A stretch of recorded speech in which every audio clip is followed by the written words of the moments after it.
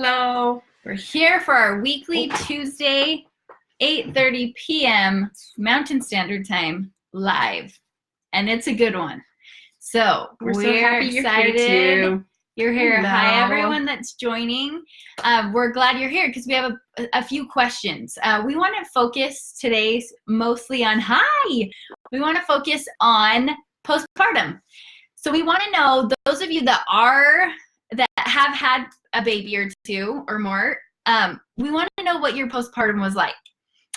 What we want to know is basically like, what was your recovery like? What did breastfeeding, if you did that, was that difficult, hard, easy, no big deal? Bonding, your other relationships with your spouse and your other children. We want to know, like, what were your pain points? Like, what were the things that was most difficult for you to navigate, or the easiest for you to navigate? And it is kind of interesting because it's like hindsight almost. Like sometimes when you're out of it, then it's like, oh, that was hard. So we want to know if anyone wants to share, if anyone's just throw it in the comments. Yeah, just throw it in the comments. But we are always interested because, like we said in our live, or in our stories today, we love to educate women through this, from conception through pregnancy, through delivery and postpartum. And postpartum education is just as important as childbirth education, because now you have a baby and you need to figure out how to. Well, and it's really hard because I think we get really like kind of stuck in the. I mean, who doesn't do this? That we take the first crisis first. Yes. Like we focus on the first crisis first, which is usually the birth. And so a lot of people, I think, like get so focused on like, okay, I got to get my baby here, and then the baby's here, and it's like, oh my gosh, they sent me home with this baby. I don't know what I'm doing. And it can be kind of scary in that aspect, and not really know. Luckily for a lot of us, we usually have moms and sisters or friends, and that we can call and ask. And do you want to tell about your? Well, let's ask. We've had a couple comments here that are, just that we're grateful to talk about postpartum. I love what Emily said, that it impacted everything: her hygiene, her marriage, her bond with her baby. So we need to talk about it because you need to be prepared. Whitney talked about breastfeeding was her biggest concern after having a baby. Flat nipples. I had an inverted nipple. Is that the same as flat nipples? I'm not sure, but probably, if it's we called it an inverted nipple. So it might not have been an option. Luckily, I had an amazing midwife. Yes, that really, really helped with that. We'll talk on that a little bit too, because that could be a whole topic in and of itself. Yes, because you'll be more prepared. Yep. Sometimes postpartum the first time, we're going to talk about that though. So what is it? Say it out loud. Oh, sorry. She said, hopefully postpartum second time around won't be as hard. So she'll be prepared. Let's see. I was so prepared for the birth and not prepared for postpartum. Yes. That's a big shock. Yeah. That is a common story. I love it. So Whitney, with all of her nipple issues, has still been breastfeeding for 10 months so far. So that's a big deal to be educated, right? It's all about being educated and feeling like knowing your options. Yes. Knowing that there are options. Like, that just because you have an inverted nipple, there's still an opportunity to breastfeed. Yes. Krista. Let's see, Krista. It's been harder, especially the first baby was so hard. Breastfeeding needs way more education. Yes. I love that. Similar, but doesn't ever pop out. Okay, so flat nipple, got it. Okay, awesome. So you guys, this is really good. You're right along the lines of what we're speaking about today. Way harder than birth. Yeah. You know what's funny is we interpreted that. Yes, we did. We can understand. Thank you. So we love it. We need more breastfeeding education. And not that there's not a lot of breastfeeding education. There's a lot of breastfeeding education out there. It's just knowing where to look, how to get that education specifically before you have your baby, so that it's not like you're cramming to get that education. So we'll talk about that a little bit. We'll talk about postpartum and what that looks like for different people and different symptoms, things like that. The thing is, it can be different per baby. Like that's, and I love what said too is, I think it was Winnie that said that hopefully it's different and she's more prepared the second time around. And I will say Emily, yes, that there is definitely that like unknown is taken out of it a little bit, but because you now have multiple children and you are and it's a completely different baby, and you still have to learn, that baby has to learn how to breastfeed. You have to like remember, and it can still be a learning curve. Yes. Every postpartum is a learning curve. It is a learning curve, but I feel like one of the greatest values that we've been given over the last 5 years, I would say, is talking about postpartum. Mm-hmm. Just being aware that there are issues that other people struggle. That was not talked about when I was having kids. Nobody talked about the postpartum. Even my mother and my sisters that had babies, you didn't talk about that. I don't know why. In fact, so we have a sister that she's the oldest, and she is the quintessential oldest child. She's so good. She mothered all of her younger siblings. She became a mother at unreal. 21. Like she just like was made for it, right? Yeah. And we have and pop back just so fast. Yeah. But that's her personality, her psyche, all of that. And that's what she likes to do. And she's so good at it. She likes to nurture and take care of people. Take care of everyone. Yes. And so Alina.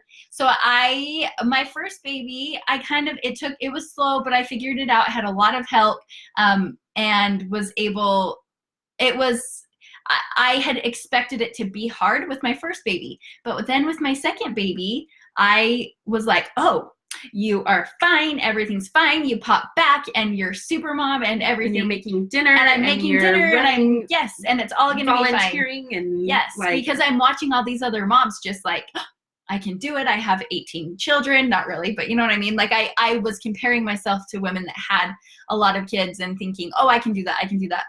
Or I should be able to do that. I should be able to do that. That's a good phrase. Anyway, I didn't have a husband that was home. I moved to a new state without any family very near. I had one sister close by, which was awesome. For a couple months. And my husband worked a lot and was out of town a lot. And I got really bad postpartum depression with my second. And it was because of a few things, but I think mostly I expected myself to be fine, and I wasn't fine.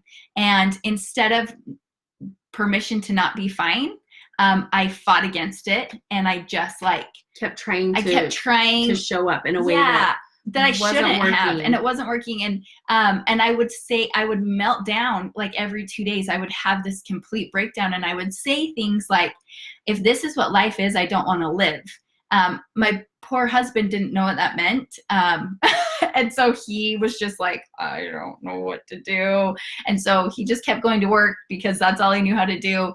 And leaving me with these two babies, which was okay. But it wasn't until a year later when I started coming out of it that I was like, oh my gosh, why did nobody get me to a mental health specialist? So, I understand the postpartum thing, postpartum depression.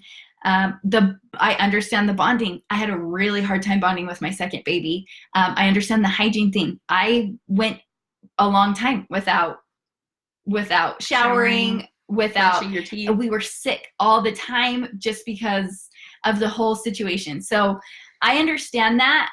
And now, as a doula, everybody needs a doula or needs us to educate you on. And I loved what Emily said, actually. She's like, everybody wants to share their stories about how hard things are, but the actual quality education, quality information. Yes. And I like what you said too, that you wanted to know all the things and searches advice on postpartum. Oh, interesting. That is really good. And there's a lot of, sorry, go ahead. Just to continue on with what she said, I had to tell my husband that to have super low standards just in case I couldn't do it all. Yes. That is like, that's a big one. I think a huge. Everyone in your world needs to have realistic expectations of you, and whether it's your first or your fifth. Realistic. I think it should just be super low. Just no expectations. Like no expectations. Yes. My job is to keep a human alive that can't keep themselves alive. That's it. Yep. And some postpartum can come during the breastfeeding time. It's interesting. Postpartum depression has no rhyme or reason. Sometimes it comes later on. In fact, I want to tell you too, it's hard to differentiate between the baby blues and postpartum depression.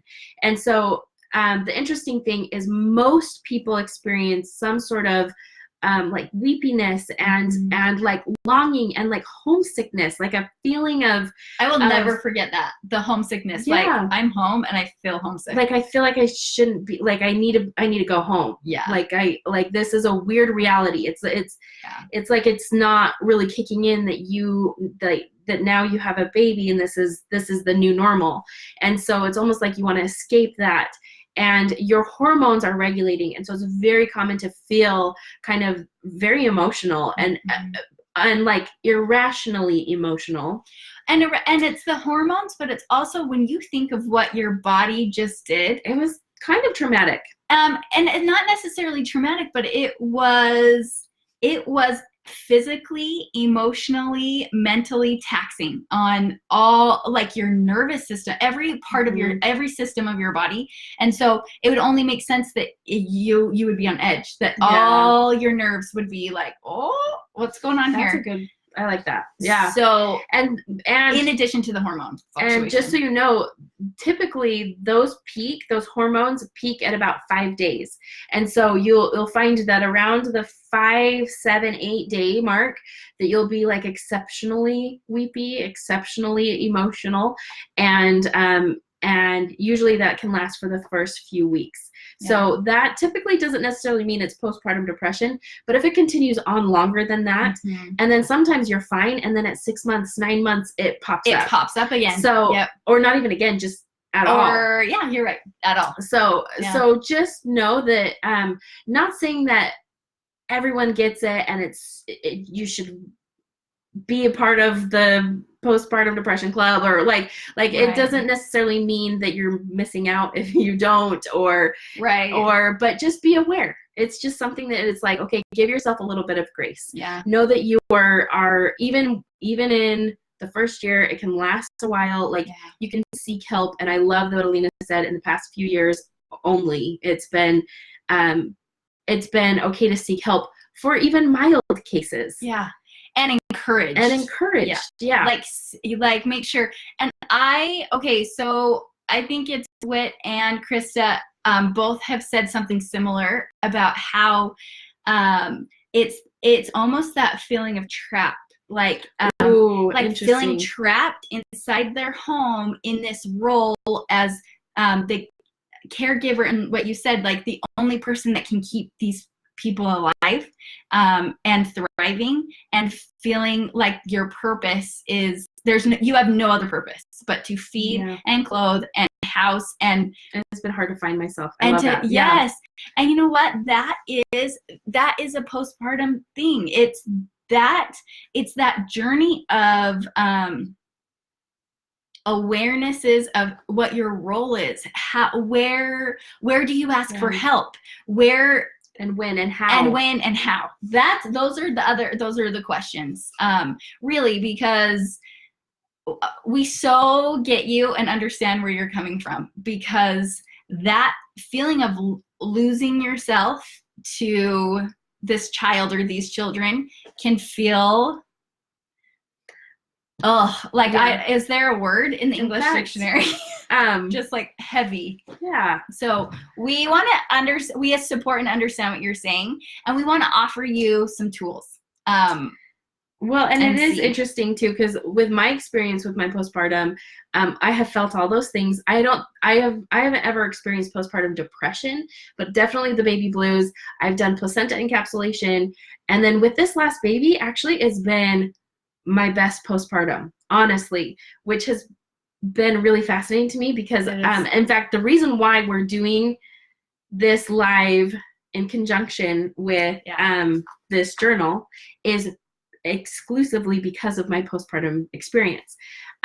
We having this platform right after I had Ren, I was talking to Alina, and I was like, oh, like I feel like I want to share what I'm feeling every week. Like I want to write it down, and I love being able to share it. And I had been, and you might have been following us enough to see the posts every once in a while that I will say my perfect postpartum body, I think is what I called it. Mostly because, and that was more of a play on words for me, not a play on words, but just like a funny thing, just because it's more of like body acceptance and like not trying to achieve my pre-pregnancy body or achieve getting the baby weight off or any of that. It was becoming and connecting with who I am at this moment, my body that is current, and my baby, like my life, everything that is now my reality. And so I started writing the journal, or just my journal, and then sharing it. And I can't tell you the direct messages that we have gotten from people that were like right along with me that resonated so well with it. And it has been fantastic, honestly. Yeah. So we actually created this postpartum journal. It's backwards for you, some of you, but so it's called I Totally Just Did That, which is like I just had a baby. Well, we just want to honor that part of you. So no matter how you gave birth to this baby. And I think it becomes like you had the baby, it's in your arms, now it's all about the baby. We wanted to take a moment and say, hold on a minute, that baby's amazing. Rock star. But you just had a baby. And when you can kind of come into your own power of saying, oh my gosh, and I just did that. Had a baby, but like you transformed. You transformed. Like emotionally, mentally, physically, everything about you transformed into a mother, into who you are. Yes.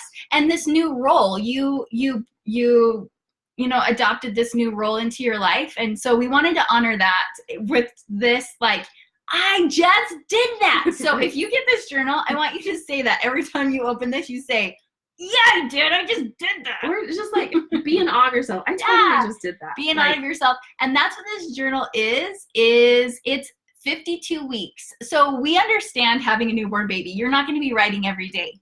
But we want you to take a moment to reflect on your own self, your body, your mind, your spirit. Because like several women have said, it's easy to lose yourself in this.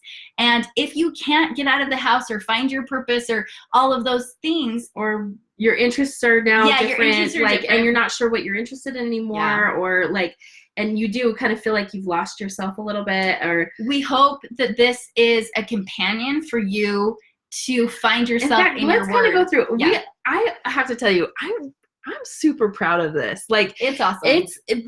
So the journal prompts, there's 52 different ones.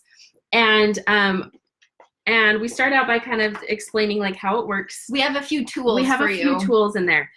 So I'm gonna read. So like the first one's fun. Will you do the first one? Let's do that. I love. I'll read a couple of them. In fact, actually, I think in our stories the rest of this week we're gonna post one of our prompts from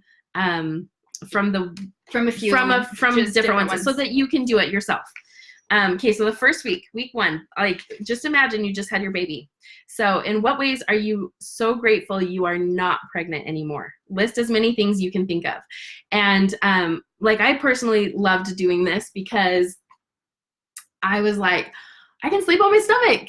I can go to the bath, or I can hold my pee and not have to feel like I'm peeing all the time.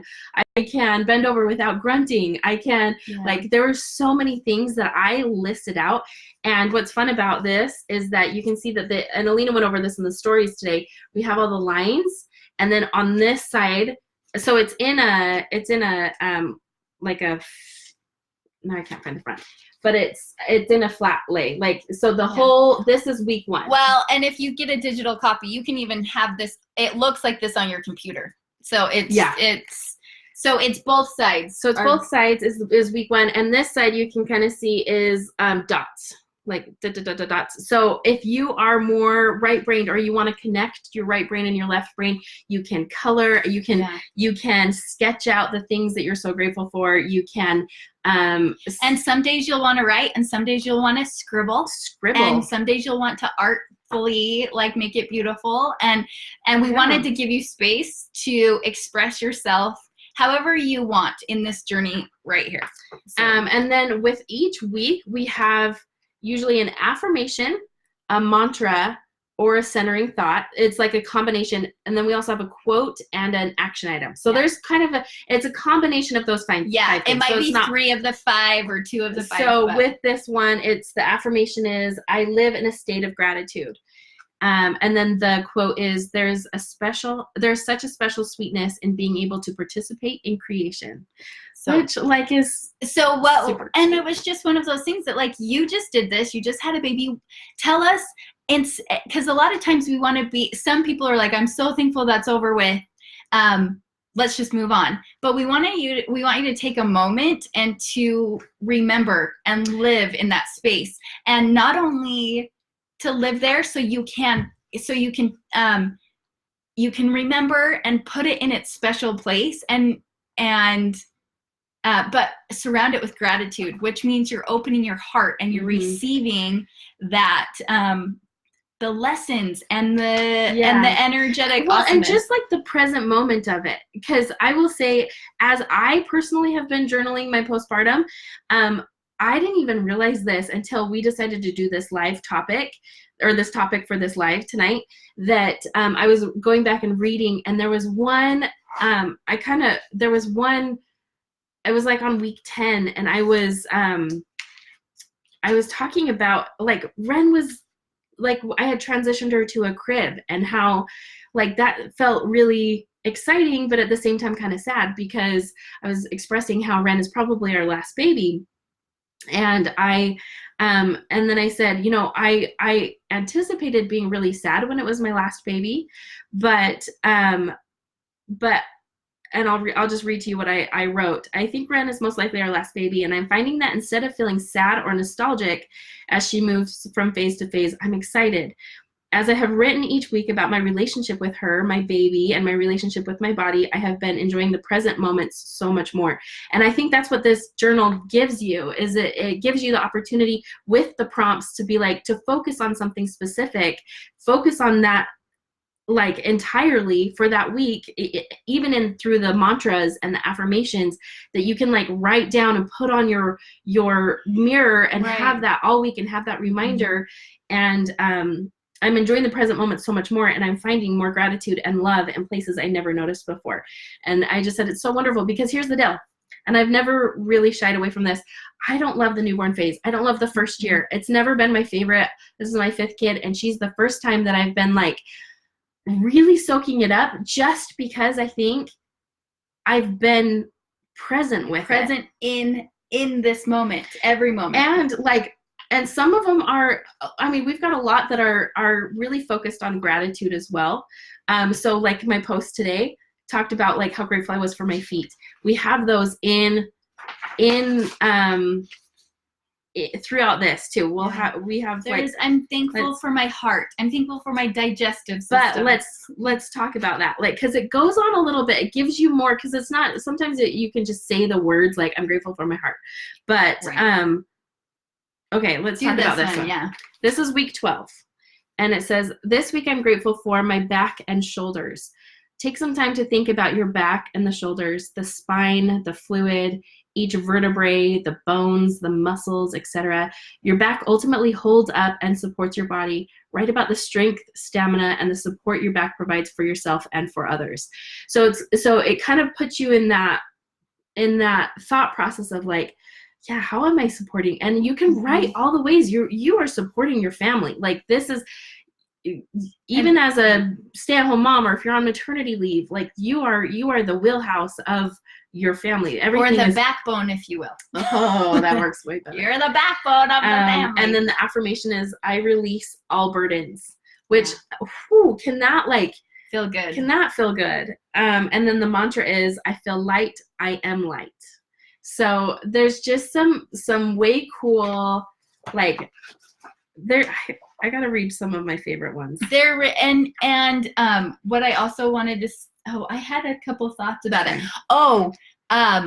As far as being in the present moment with your body and your baby, you probably have noticed, I don't know if you noticed, we are all about you being who you are. One of the things we dislike the most hearing is, I've got to get my baby or my body back. My body back. And here's the thing, if that makes you happy, we're so thankful for that. Like that lights you up and you're like, yes, I want to get my body back. That's going to make me feel so good. But I don't know if it's necessarily my body back as much as like, I want to strengthen my body now. Like I feel like there's a different intent when yeah, you're right. When it's like, because you won't get your body back. Okay, let me rephrase that.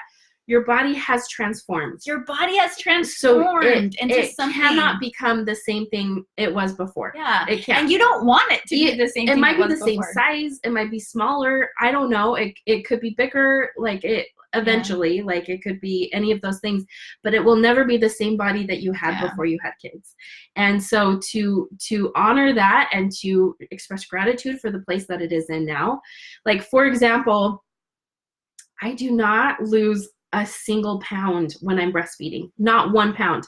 I have never gotten back. Like I start out heavier every time I have a baby. And so it's just like, and it has actually, this journal actually has helped me become more, like I have a better relationship with my body currently than I ever have, which is saying something because I am the biggest than I ever have been. Well, and she's always been super body positive. Like that's always been, and she's never been anything but positive about her body. But watching you journal about it and really be intentionally grateful for every single part of it, and then realize her body's not an ornament. Our bodies are not ornaments. They're tools, and they are ours. And they're the coolest thing. And they're the coolest thing. And so like expressing gratitude, like I love, in fact, the one about like our legs and feet. In fact, I think I wish I had it right here, but I think it says, yes. And Krista, even if you lose the weight, your shape is never the same. Yep. So we love the body positivity, but we also love being positive about your body and then adding the layer of intentional reflection, and it can change everything. Okay, so just because I posted about the feet today, so this is our week 8 is about legs and feet. I'm grateful for my legs and feet. Take some time to think about your legs and feet, the muscles, the bones, the nerves, your knees, your ankles, etc. Really think all the things having legs and feet allows you to do every day. Imagine how hard it would be if you didn't have legs and feet. How would your life be so much different? Write about it. And then the action item, which I really love, express gratitude for your legs and feet, every inch of them, including any flaw or imperfection, because having legs with cellulite is way better than not having legs at all.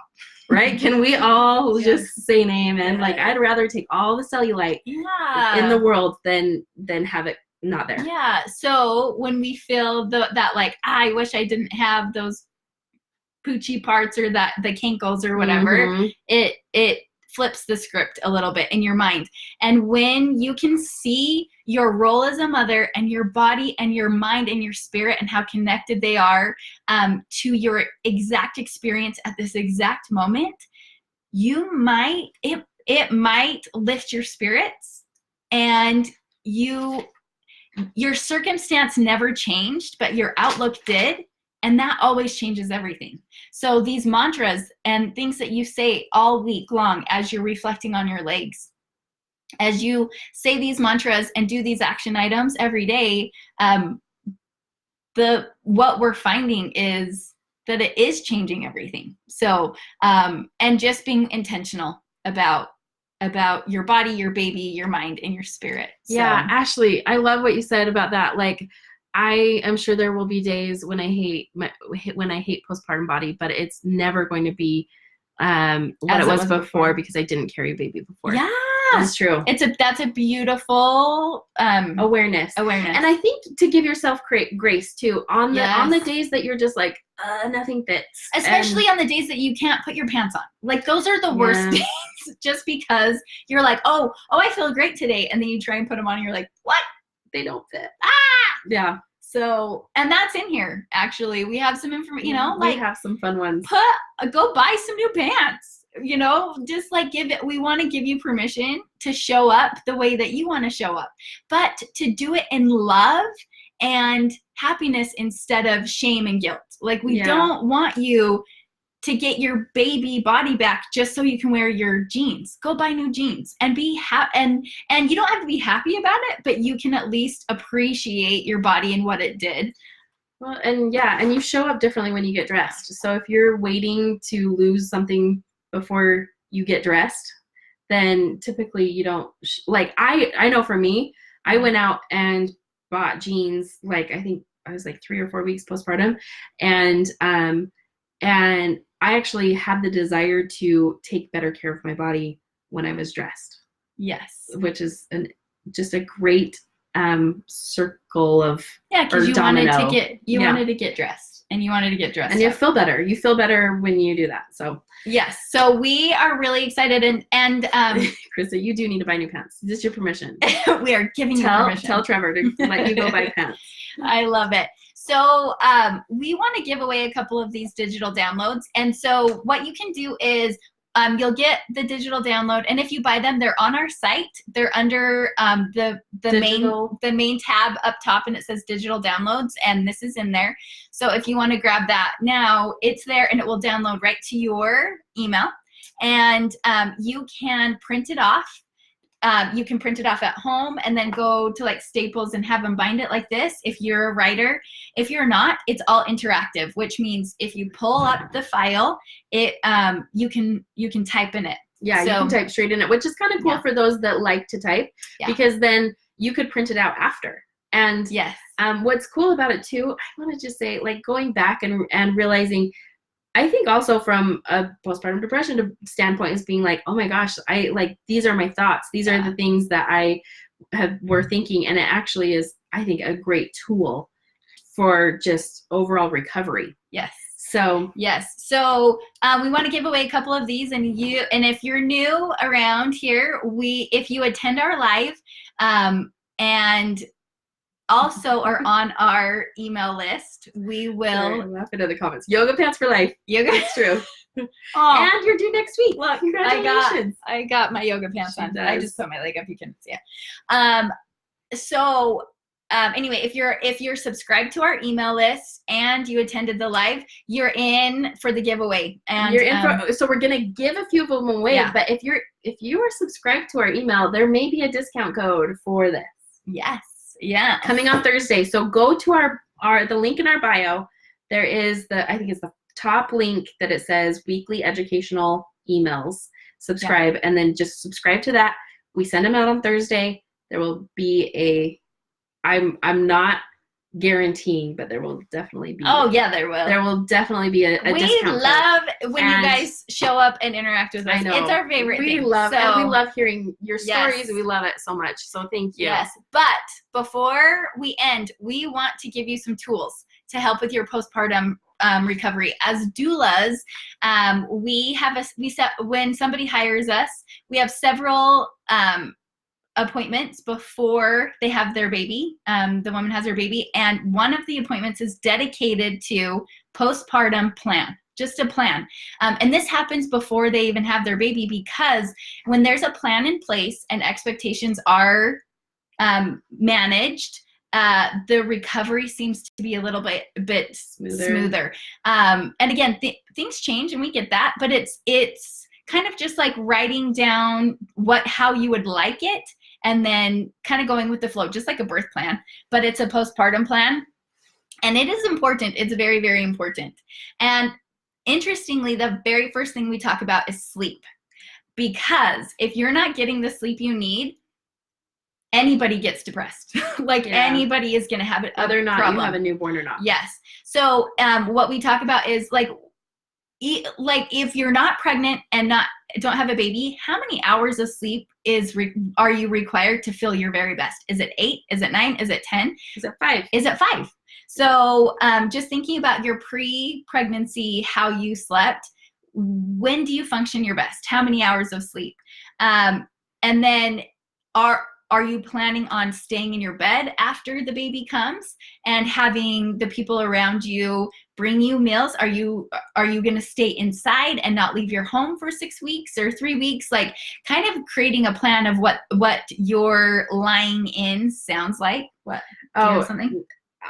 Krista, I'll answer your question about postpartum doulas in a minute. Yes, yeah. She'll answer that. Anyway, and then so when you decide, okay, this is what sleep my ideal looks like, then you make a plan. So husband, on Thursday night, I'm going to pump, and you are actually going to get up with the baby, and there's going to be plenty of milk for the baby, and I'm not going to wake up. I'm going to sleep in a different room. I mean, I don't know. Or mother-in-law, you said you'd come on Fridays, whatever that looks like. Just using the people around you that are willing to help you and asking them before the baby comes for me to be able to get my ideal amount of sleep. Now, if the baby's a sleeper, that's awesome. That's awesome. Or if it doesn't seem to be affecting you too much to get up, the 2, 3, 4 times a night, especially if you're like co-sleeping or something where you're just like literally putting the baby to your breast, and then maybe you're dozing back off until they fall or until they're done and you put them back to sleep. If you're bottle feeding, then maybe that looks like discussing with dad, like, and I realize that dad needs sleep as well. Yes. So he gets Wednesday nights in the other room. So open that communication and because most dads are willing, they want to help, and they just don't know how, they expect that because they don't lactate, they can't. And so they think that like I'm off the hook a little bit for the first 18 months. I don't know. Yes. But that's not necessarily has to be the case. Yes. Plus, usually, and I don't know if you want this or not, but if you want your baby to be a bottle drinker, even if you feed, like the earlier you introduce that, the more likely that they will take it. And not in all cases, but so there'll be some learning curves and some ebb and flow, and you'll have to figure that out. Yes. But so sleeping is one thing. And then what she was talking about, just transitioning to breastfeeding. Are you going to breastfeed scheduled, like every 2 hours, every 3 hours? Are you going to breastfeed on demand? Again, that can change, but just having the awareness of like, oh, I get to choose. Or just knowing what the difference is. Yes. Because I think, and it is changing a little bit, but in the most part, in a hospital setting, they mostly educate on a scheduled breastfeeding plane, I guess, where like I personally love to feed on demand, and I find that my babies sleep better because they eat a lot during the day. They eat like, when my midwife is like, so how often are they eating? I'm like, I don't know, because sometimes they're eating every 15 minutes and it's called cluster feeding. And they're cluster feeding right before bed, and then they sleep for 4 or 5 hours at night and then wake up to eat again even when they're newborns. Well, let me rephrase. That was a couple of my newborns, not all of them, but so just knowing the difference about on that a specific night. Yeah. And then where's my list? Oh, and then if you are interested in learning more about breastfeeding before you have your baby, then you need to look up some IBCLCs or what is it? Lactation consultant. Just a lactation consultant. And then the other thing I was gonna say is La Leche League. Yeah, La Leche League. But there are a lot of Instagram accounts with there's a lot of great information. Lactation, and tons of information, and lots of women lactation consultants will come to your home and help you. So even just setting up an appointment, just precursory, and they can usually tell if there's like a lip tie or a tongue tie situation, or if there's a better latch that you can have. And maybe not the lactation consultants, but I highly recommend that you get your baby adjusted, especially if you have a colicky baby. Get your adjusted. Baby what do you adjusted in a chiropractic setting with chiropractor that is specifically infant related. Like they are specialized it can help a lot. Pregnancy and newborn. It can, because they grow in a cramped space, and so aligning everything can actually help. That was my first baby. I was so cracked, bloody nipples, like for like 6 weeks. Like it was a long time, and I finally went and got her adjusted, and it like she would click when she would nurse, and the clicking went away. And my lash was better. My lash was better. She was gaining weight, so I thought it was fine. I was like, oh, she's fine. She's latching and nursing and gaining weight, so everything's fine. But I was ripped apart, and so the latch wasn't good, and it really actually helped my whole postpartum experience, because I would cry when I knew she was ready to eat. I would be like, oh my gosh, no, I don't want. Like, it hurts so bad. Like I walked around full boobed, you guys. Like I just pulled I was like, these babies need to air out. It hurts. Yes. So anybody that came over was like, I'm sorry, this is it. So nobody came over. And I love what Krista said. She gets a lot of help the first week, but it's after week 2. And I would say like 6 week that it's like, oh, hold on, I'm so tired. Now I'm really tired. Please help I me. didn't need you the first 2 weeks. I need you at 4 to 6 or even 2, like you said, when things really are catching up. So think about that and create a plan based on that. Like I might be okay the first week, and I'll let you know. And so mother-in-law, would you please come? Will you be willing to come at 4 weeks for the first week and at 6 weeks, or something like that? And then I also liked what Krista said about she wished she had used a lactation consultant out of the hospital, because if you're in the hospital, you can have a lactation consultant come and they'll help you, and it's so great and they're awesome. But sometimes things change when you get home, and you're like, wait, nobody's here to like help me get the baby on or whatever. Yeah. So just be aware that you can do that. It just because you're not in the hospital doesn't mean you can get a lactation consultant. They're everywhere, and they are so happy. They love to teach you. And so that's another piece of advice that we have as far as breastfeeding. And I will just say, in conjunction, sorry to go back to the like when you need help at 6 weeks. In fact, I didn't realize that was going to be so helpful for me, that I actually had a neighbor that, because like I had in the neighborhood, I had ladies bring me food for about the first week, and then after that I had my freezer meals, which was awesome. And I had a neighbor, my baby was 6 weeks old, and she called me up and she was like, hey, I'm bringing you dinner. What night this week would work the best for you? Instead of like, I love that. Like, and that was like, I sobbed on the phone with her. I was like, oh my gosh, I would love dinner. And because of that experience, that's how I show up for new moms now. And so when they have their baby, I love, and I'm like, oh, they're your newborn, whatever. But then I call them up at 6 weeks and I'm like, hey, I'm bringing you dinner. What night this week? Because that like obviously like made a huge that like it's the heartstrings. Proved to me that I still had a support system. Yeah. So it's easy to show up. Sorry about that. Sorry, my phone. It's easy to show up in the first couple weeks, but remember to remember your friends. And remember to remember yourself. And honestly, if we could give you any piece of advice, it would be to ask for the help. It's so hard to do, guys. It is the hardest thing to be like, hey, will you bring me dinner? And you don't necessarily have to do that, but it would be like, I don't know. And maybe it's like, the nice thing is we do have Instagram and Facebook, and maybe you get on and you just say, I am struggling. I could really use some help and some support. I don't know. Or you go to your safe support system. Or you have partner, your husband. your family. You say, I need some help. Will you ask someone or to help me out? Can you step up? And that's actually another brings us to the next thing.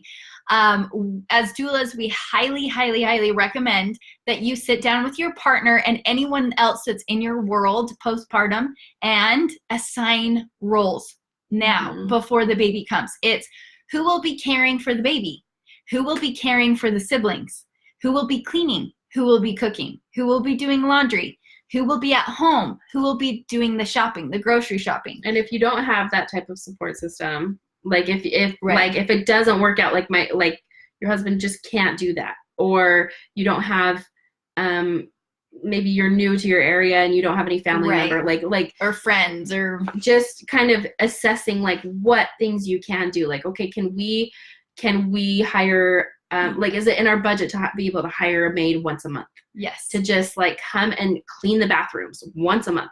Yeah. Or is it in our budget to get a postpartum doula? Yeah.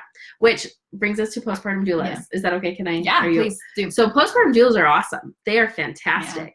Yeah. And if you have the opportunity to, especially if you know that you will need some serious help, like maybe your husband is a traveler and he can't take the time off work to be there with you, they come into your home, and again, you will meet with them and like assess what your needs are and how they can show up. But they do anything from taking care of the kids, light housework, feeding you. They are really there for you. There for you. They're making sure that your needs are met specifically, that you are getting fed, you are getting enough water, that the rest. That they will hold your baby while you sleep.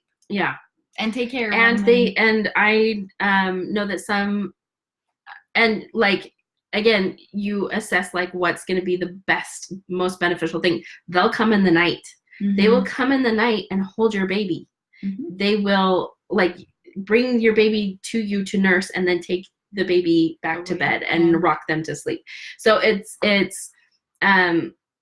awesome. Like seriously, they can be such a huge lifesaver if that's. So I love that. So if you don't have people that can show up that way in a way that you think you might need, see if it's in your budget. And if it's not in your budget necessarily, see what kind of creativity see what kind of creativity you can figure out. So for myself, I didn't have any family. I had 4 kids in 4 years, and my last 2 were twins, and my oldest had just turned 4. And I had a friend in my neighborhood that she was amazing. She kind of was the same thing. A couple weeks after, whenever all my mother-in-law and my mom left and I was 6 hours away from them, she would come and get my older 2 girls twice a week for 2 hours. And she did that 2 weeks in a row. And then she was like, do you want me to come next week? And I said, yes, please. And then she did it the 3rd week. And then I had the conversation that 3rd week with my husband and said, I need her to do this for my sanity and my children's sanity. I need her to do this for me. To get them out of the house, out of my space. I said, can I ask her if I can pay her to take them? And he said, yes, for sure. So I sat down with her and I said, what is a fair price for you to take? I just asked her because it's not what she was doing. She was just a friend, but any friend can use some extra money. Like in 2 hours. Yeah, it was only 2 hours twice a week. Yep. And as the twins got older, I would go grocery shopping. I would do several other errands that I didn't want to take 4 tiny kids to go do. So anyway, I just asked her. Or you could do a swapsy. Like if you don't have the budget for that. I was not swapping though. Yeah, what I mean is like if you don't have the budget to pay someone to do that for you, you could find somebody that's in your similar situation and if you feel comfortable, you can ask to swap for sure. And I did that later after my kids were older. But yeah, so for about 4 months I paid her, and it was hardly anything. I think I paid her $20 a week. Wow. Maybe no, $20 a day. 30, maybe it was $20 a day. Anyway, I mean, it was $20 a day. So $10 an hour. No. Then it was like $30 a week. I remember it was under $10 an hour. But it was crazy. We didn't have a lot of money, but it was so worth it. It was the best money I ever spent. And I'm sure we couldn't go eat out as much as we would have liked to, but it was way better money spent. So anyway, get creative if you have to. And I did. And I just was so thankful that a friend had showed up. And I think if she hadn't even started doing that, I'm sure I could have asked several other people in my world that would have helped me. So anyway, so those are some just a quick. So where do you find a postpartum doula? You can find them on doulamatch.org. Is it net?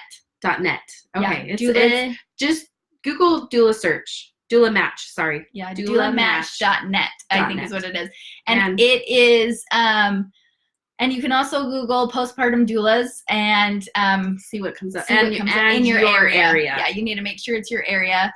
And then any doula agencies that might be around or midwife groups might know some really great ones. Because there are some birth doulas that also do postpartum doula services as well. So yeah, look into it if that is something you want, because it's awesome. But really, we want to just make sure all you sweet pregnant moms, and maybe you just had your baby, but we want to make sure that you feel supported with these tools, these few tools to just get an idea of what postpartum looks like for you, so you can have the best experience that you can with what you've got. As well as our postpartum journal, because we feel like that's a really great addition and tool to add to your experience, because we want you to feel supported through your pregnancy, your labor and your birth, as well as beyond. Because we got to stick together. Because we love you. And you're our sisters. Yes. Have a sisterhood. It's true. So we're thankful you showed up. We will be, Thursday, we will be sending out an email with a recap of all the things that we talked about today, as well as the giveaway winner of a few of these. And a discount code. It's a good week. Yes, it's a good week. And I think somebody said this, but I do need to say, this will now be my baby shower gift from here on out. I will be printing this off and binding this for every mom, because it is moms need a gift as well as the babies. Yeah.